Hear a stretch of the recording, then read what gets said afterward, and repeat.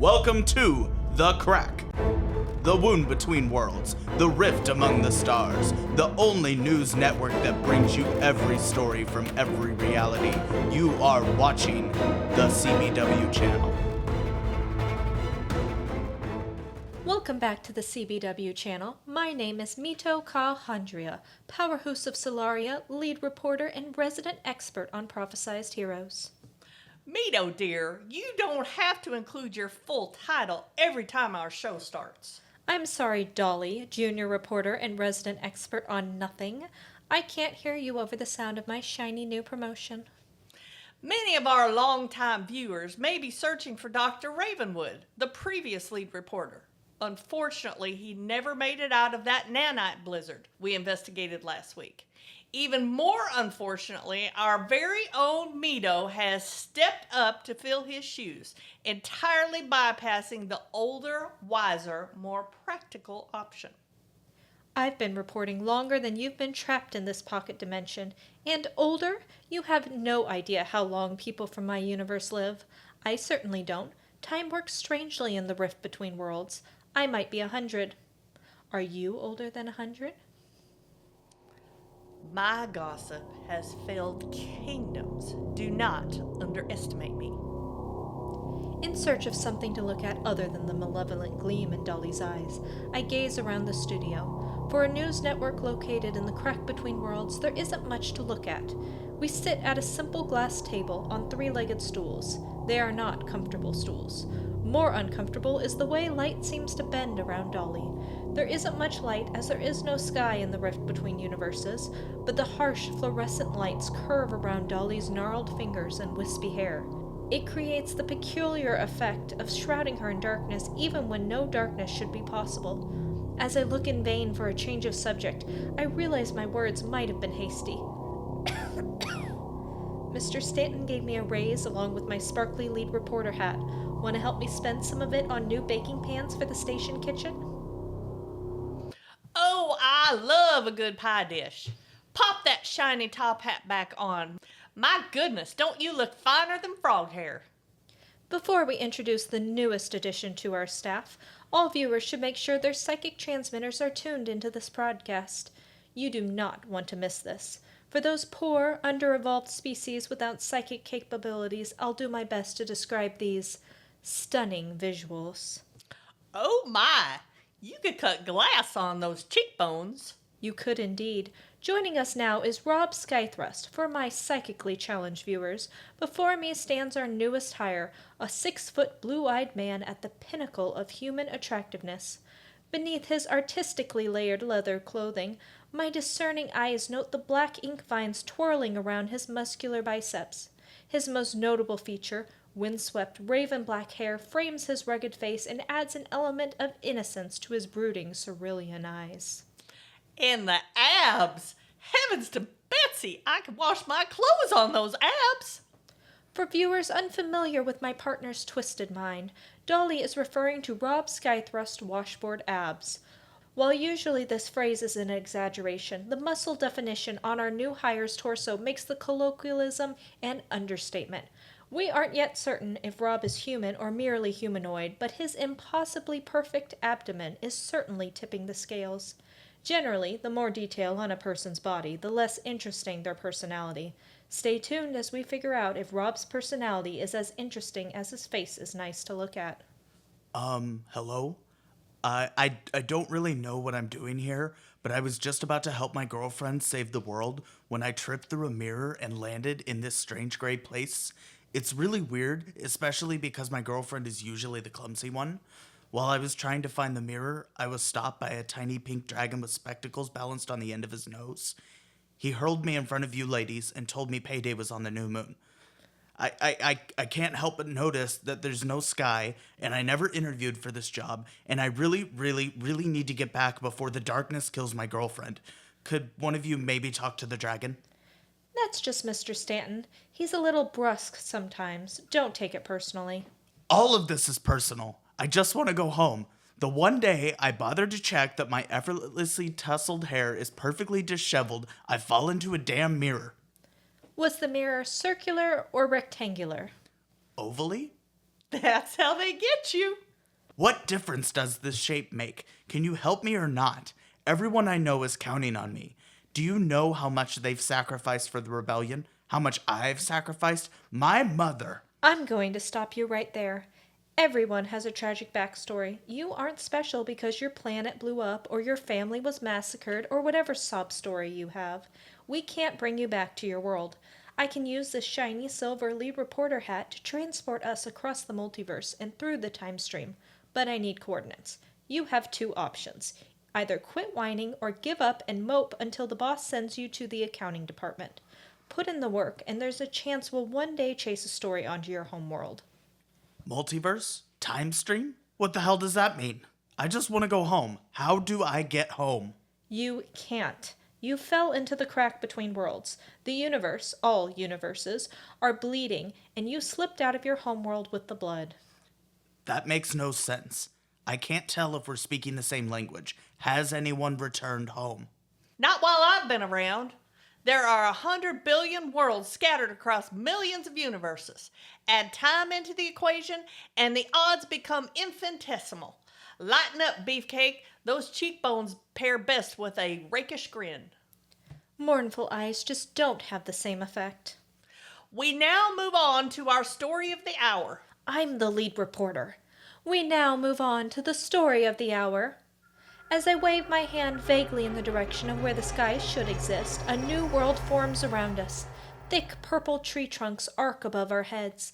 The fading sunbeams filter through the flat, hand-shaped leaves, casting my flawless complexion in a sickly glow.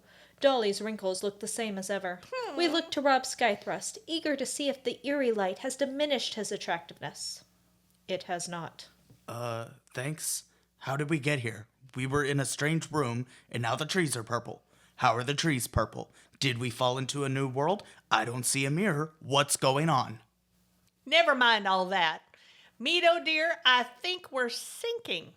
I glance down to see my calves engulfed in black mud. I fear the trees aren't as gigantic as I claimed. Though they appear to leer over us, perhaps the forest is no more than a jumble of purple toothpicks sticking out of a child's diorama. We are shrinking into... Oh, bless your heart. We're standing in quicksand, dear. No shrinking involved. Grab one of them purple branches, Rob. Ugh, it's sticky. You didn't expect it to feel like your tree's back home, did you? This is the multiverse. Infinite diversity in infinite combinations and all that rot. Sometimes the trees are purple. Sometimes when you reach for a branch, the branch reaches right back.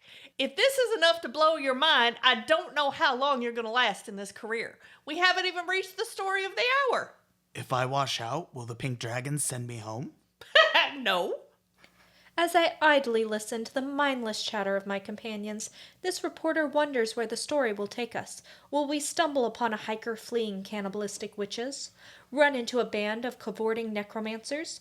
Interview the latest batch of scientists attempting to terraform a hostile planet? Who can say? Certainly not me. Usually, the late Dr. Ravenwood handed out a briefing before we left the news station in the crack between worlds. Unfortunately, I am still getting used to the duties and responsibilities of being mitochondria, lead reporter and powerhouse of Solaria. Princess Mitochondria, pay attention to your surroundings. The mud is nearly up to your chin. Grab the branch and let Rob pull you out. As previously stated by rookie reporter Rob, the stick is, in fact, sticky. At this time, Dr. Ravenwood usually delves into a scientific explanation. Dolly and myself look to his replacement, Rob. As if sensing our disappointment in him not being Dr. Ravenwood, he looks down at the ferns nibbling on his ankle. Now that I am on solid ground, I turn to orient myself. I don't know what use there is in knowing which way is north. Dr. Ravenwood might. North is as good a direction as any. I say we walk for a bit. Interview the vaguely sentient ferns, then return to the station. We can call it that newfangled ecological tourism. Is that how news reporting usually works? You talk to plants? Normally, we know the facts before we enter the new world, and we fill up the rest of the time with interviews. I think we're all still a little shaken up by the death of Dr. Ravenwood. Death doesn't faze me. I've seen empires burn. Usually, Dr. Ravenwood had an interesting fact for our viewers around this time. Dolly and I look at Rob. He looks away, ashamed by his incompetence. I'm not ashamed by it. Why am I arguing with a crazy person? Mito, pine cones can be male or female. There, that's your interesting fact.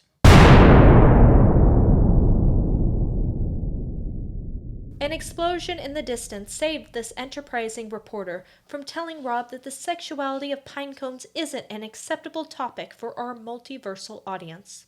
All our viewers should be glad for the audio filters.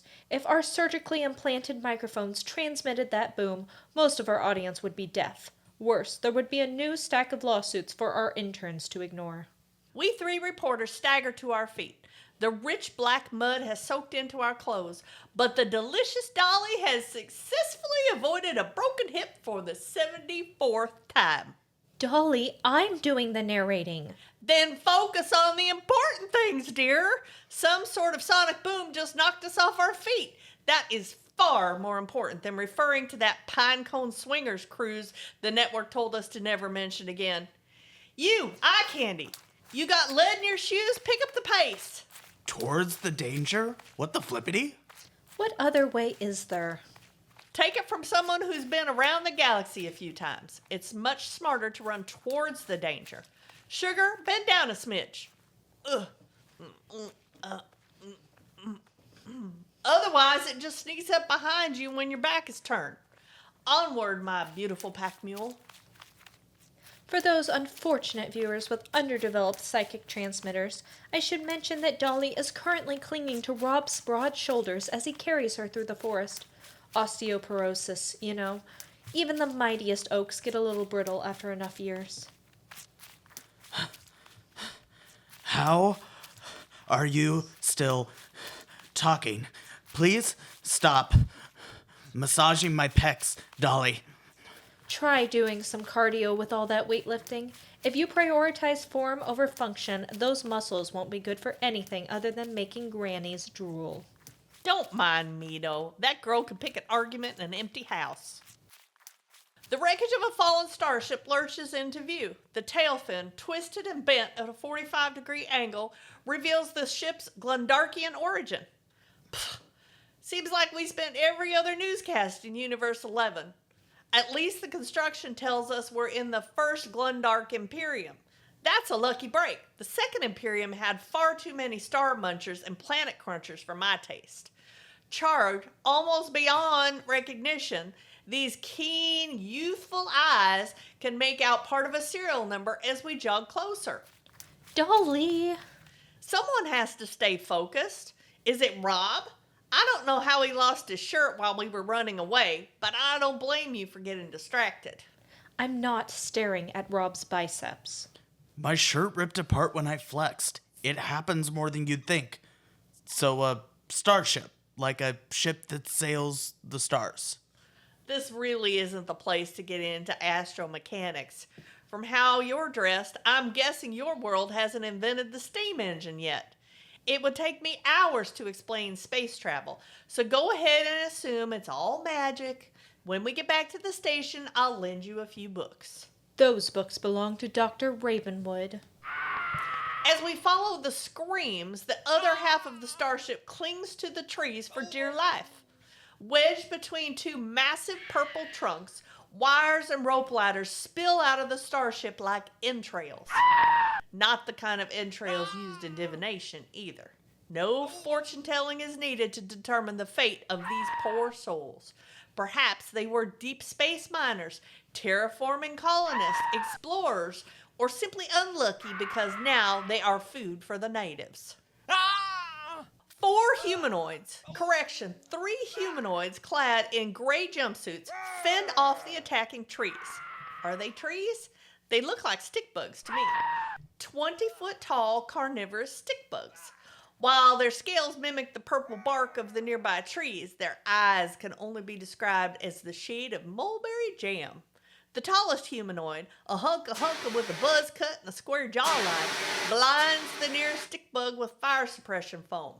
He grabs his smaller, less attractive companion and pulls him to safety.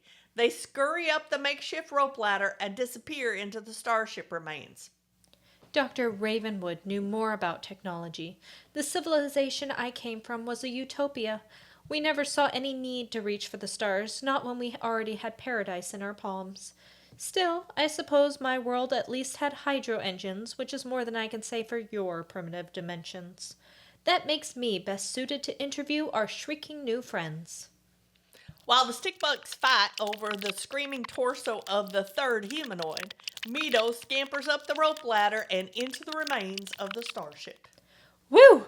Mom, if you're out there somewhere, I was totally right in choosing parkour over tap dance. Sure, the mandatory marriage matchmakers didn't like it much, but I definitely chose the best extracurricular.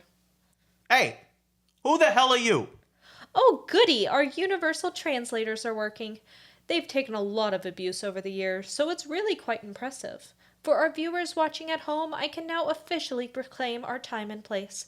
Given the rustic interior design, primitive weaponry, and the language, we are currently standing in Universe 11 during the First Glundark Imperium. Known for its expansive colonies and antimatter weapons, the First Glundark Imperium is the perfect place for a honeymoon. Of course, even with its thousands of natural wonders, Universe 11 can't hold a candle to Dracula's Resort and Spa. What? Dracula's Resort and Spa. Are you in desperate need of relaxation? Take a dip in the mineral springs, snooze in a hand-chiseled mausoleum, and let a professional slather you in artisanal mud straight from the Dead Sea. Book a couple's coffin craftsmanship class, stroll across the misty moor, or free climb the Gothic spires. You deserve it. What is going on? Who are you talking to? Some restrictions apply, not intended for those who possess a pulse or identify as living. Book a weekend now and you'll receive a complimentary cocktail in our Van Helsing lounge, Dracula's Resort and Spa, where relaxation meets undead luxury. Are your people nearby? Can they help us? Hello? Oh, you have a name tag. How quaint. Hello, Bilavo? Bilava? I did not say that right. Can I call you Bill? I'm going to call you Bill. What brings you to this planet, Bill? Prison. I stole a Scion generator. Who cares about our rap sheet? Listen, Missy, a solar storm blew our shuttle off course. Our transportation officer died in the crash. Most of the other inmates were eaten by the Ferns, and now we're stranded on a planet that wants us dead. Can you help us or not? As a reporter, I'm expected to give fair, neutral coverage. I can't take sides, but know that everyone at the CBW Channel is wishing you the best of luck. Now, do you have a plan? Explosives? Do you have explosives? Viewers will note the former inmates are exchanging uncomfortable glances. Clearly, neither of these humanoids are the main character. If I were a gambling princess, I'd put my money on the corpse in the corner. I can only see half a body and a few splashes of blood. As we all know, only children and angelic maternal figures make a pretty cadaver. Look here, Crazy Eyes. You're stuck on this planet too. Stop talking to the air and tell us where your minders are. The stickbug creatures appear to possess mastery over the lever, as they are currently attempting to pry the starship out of the trees. This seems like a good time to interview the opposing party. Hey, wait, don't leave us! As I clamber over the starship's seating, I reach for the knotted seatbelts. Bill attempts to push the makeshift ladder out of reach so that I'm forced to live and die with the inmates. But this reporter is made of sterner stuff than the average Glendarkian. As my hands close around the rough, synthetic material, I give the inmates the only comfort I can. Don't worry. Even if you're all slaughtered by nightfall, your presence will live on. Perhaps in a few decades, one of your descendants will crash into this planet. Maybe your meaningless deaths will spark a revolution in prison reform. All of this could just be an inciting incident in someone else's heroic journey. That dude in the corner is definitely not as dead as he's pretending, and the massacre of fellow prisoners seems like the kind of formative experience that changes a man's worldview. Trust in the author. Nothing ever truly dies in these worlds. What the gleck is wrong with you? Back on the ground, I see our lead reporter slide down the ladder of knotted seatbelts. Being the delightfully diligent Dolly that I am, I take this opportunity to begin my own interview. Waving my arms, I catch the attention of the stick bugs. Hello. Yes, you darling. Can I get a comment for our viewers? Baffled by my charm, a stick bug leans in to examine me. Up close, I can confirm that his eyes are, in fact, the color of boysenberry jelly, not mulberry as previously stated. Food. Mito uses the distraction to slide down the rest of the way. She lands in a clump of ferns. Before they can do much more than nibble the sweat off her skin, she scrambles to her feet and darts away. The other stick bugs focus on their starship, utterly ignorant of their fleeing prey. Trick. The stick bug's head jerks up as he tries to spot our dear Mito. I wave my hand, recapturing his attention. Come now, sugar, tell me about yourself. What is your name? Food. I see. And what are you hoping to accomplish today? Food. Fascinating. I'm not sure if our universal translators are malfunctioning or if our luscious purple friend is just in the possession of a one-track mind. Either way, it seems, put Rob down. Our rookie reporter is currently dangling from the grip of a stick bug. Should he perish, please remain patient as we deal with the resulting difficulties. When surgically implanted microphones enter a digestive system, the screeching feedback is agony on the ears of anyone listening. You heard me. Rob is not edible. Or rather, he is edible, but only in the carnal sense. Put him down. You are not too big to go over my knee. Fortunately, our best negotiator is on the job. I'm going to count to 3. 1, 2, 2.5. Don't make me keep counting. 2 3/4. The stick bug flung Rob away before Dolly reached the dreaded number 3. After scrambling to his feet, Rob took off in a sprint. As he barrels through the underbrush, Dolly shakes her head sadly. The porch light is on, but no one is home. Dr. Ravenwood never ran straight into a thicket of carnivorous ferns. Mito, I think we better cut our show short. If Rob Skythrust dies during his first newscast, who knows when we'll get a replacement. Thank you all for watching. Feel free to send us a comment on the newest addition to the CBW channel. Rob Skythrust is not a scientist, doctor, sorcerer, or starbreaker. His qualifications include brawling, attractiveness, and an eye movement I can only describe as a smolder. The crack between worlds is eager to see this alleged smolder in practice. To those viewers still heartbroken by the death of Dr. Ravenwood, feel free to donate to the Memorial Fund. As we wrap up the show, the Ravenwood Funeral Fund will flash across your eyelids. To make a donation, simply tuck the coin beneath your tongue and think of mayonnaise. Every bit counts. We almost have enough for a commemorative coffee cup. I know Dr. Ravenwood will be sorely missed by all, but take comfort in the fact that he died as he lived, covering labor violations on a dystopian prison planet. Ta-ta for now, my lovelies. Stay tuned for DICE, the classic cooking competition focused on the preparation of food across the multiverse. Do you think we should take back one of those ferns? You know Diced is always looking for specimens. If we cook it in a heavy cream sauce with a little bacon grease, I bet they'd be delicious.